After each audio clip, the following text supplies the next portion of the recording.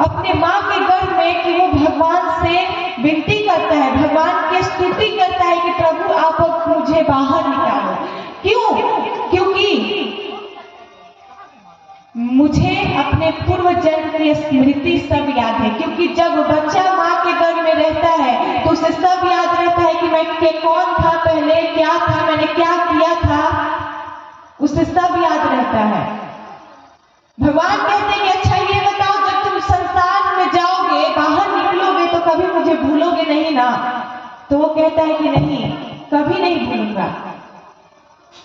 लेकिन जैसे ही वो धीरे धीरे निकलता है बाहर माँ के गर्भ से, तो उससे माया पकड़ लेती है। वो अज्ञानियों की तरह, मूर्खों की तरह रोने लगता है और उसका पालन पोषण भी एक अज्ञानी व्यक्ति के द्वारा ही, एक मोह माया के चक्र में पड़े हुए व्यक्ति के द्वारा ही उसका पालन पोषण भी होता है। बांसुरी बजाने वाले हैं, कहते हैं कि क्या इनके बारे में कहा जा रहा है कि जो ये है ये अपने घर पे रोटी बनाते हैं। और जो मतलब ये जो है महाराज, एक प्रकार से समझिए तो ये बहुत ही, जो स्त्री होती है उनका परम धर्म यही होता है। ऐसी बात नहीं है, सबका अपना अपना, स्त्री हो या फिर पुरुष हो, सबका अपना अपना कर्तव्य, अपना अपना धर्म बताया गया है। एक कीड़ा है, एक मकोड़ा, एक जीव जंतु है, उनका भी अपना अपना कर्तव्य है। सबको जो भी संसार में आए उनको अपना कर्तव्य निभाना है। पुरुषों का भी कर्तव्य है कि वो अपने वृद्ध माता पिता को उनकी सेवा करें।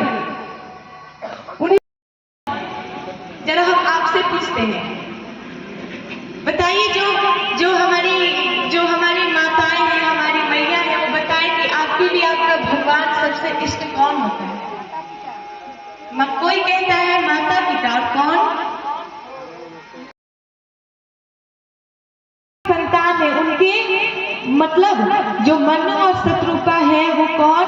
वो इस सृष्टि को आगे बढ़ाने वाले, इस सृष्टि में कोई नहीं था, एक केवल वही थे, वही मानव थे, एक मनु और शत्रुपा। उन्हीं से अनेक मानव की, यानी कि हमारी और आपकी जो है रचना हुई है, उन्हीं से मानव की उत्पत्ति हुई है। इसीलिए उन्होंने मैथुन सृष्टि के द्वारा सर्वप्रथम इस धरती के एकमात्र वही स्त्री पुरुष हैं जिन्होंने मैथुन सृष्टि के द्वारा इस संसार को, इस सृष्टि को आगे बढ़ाया। और मनु और शत्रुपा की 3 पुत्रियां हुई, आकुति, देवहूति, प्रसूति, और दूसरा उत्तानपाद और प्रियव्रत, यानी कि 5 उनकी संतान हुई, 3 बेटियां और 2 पुत्र हुए। आकुति का विवाह हुआ रुचि प्रजापति से, और माता देवहूति का विवाह होता है महाराज कर्दम ऋषि से।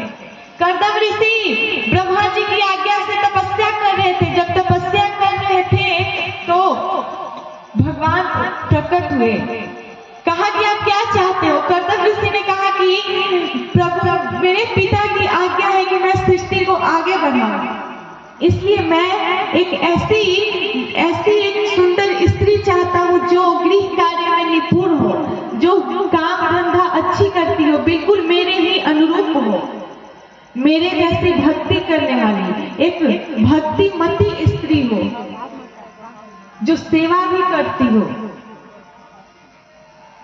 भगवान ने कह दिया कि ठीक परसों के दिन आपके पास मनु और शत्रुपा आएंगे, वो भी अपनी बेटी का विवाह करना चाहते हैं। भगवान जब चले गए, जब परसों का समय आया तो कर्दम ऋषि अपने आश्रम पर बैठे हैं, माता देवहूति आई अपने माता और पिता के साथ। कर्दम ऋषि ने 2 आसन दिया, दोनों आसन पर बैठ रहे कौन? मनु और शत्रुपा। कर्दम ऋषि ने सोचा कि अरे भाई, और सनंदन, सनातन और सनत कुमार, इन 4 ऋषियों को प्रकट किए।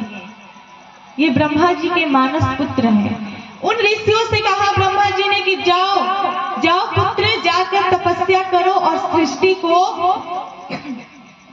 सृष्टि को आगे बढ़ाओ। लेकिन उन 4 ऋषियों ने कहा कि पिताजी ये हमारे बस की बात नहीं है, क्योंकि हम चले भजन में मग्न होने के लिए, क्योंकि हम सृष्टि बढ़ाने वाले नहीं हैं। कि कहीं आपको भी स्वयं सृष्टि कर रहे हैं, प्रजा उत्पन्न कर रहे हैं, तो आपको मोह हो जा रहा है, आप मोहित हो जा रहे हैं। अपनी बाणी से आपने सरस्वती मैया को प्रकट किया, लेकिन सरस्वती को देखकर भी आपको मोह हो गया कि वाह बताओ कितनी सुंदर स्त्री है, कितनी सुंदर कन्या है। अपनी पुत्री को देखकर आप उसको मोहित हो गए। तो फिर हम तो अभी उत्पन्न हुए, हम तो आपके पुत्र ही हैं। जब पिता ही मोह के चक्कर में पड़ गया महाराज, तो जो बेटा है, पुत्र है, उसकी तो कोई गारंटी नहीं है। इसलिए कहा पुत्रों ने, उन ऋषियों ने कहा कि पिताजी हमारे बस की बात नहीं है। लेकिन ब्रह्मा जी को इतना क्रोध आया कि मेरे पुत्र होकर मेरी आज्ञा का उल्लंघन कर रहे हैं। जब क्रोध आया तो क्रोध के कारण उनकी भ्रिकुटी से भगवान रुद्र उत्पन्न हुए।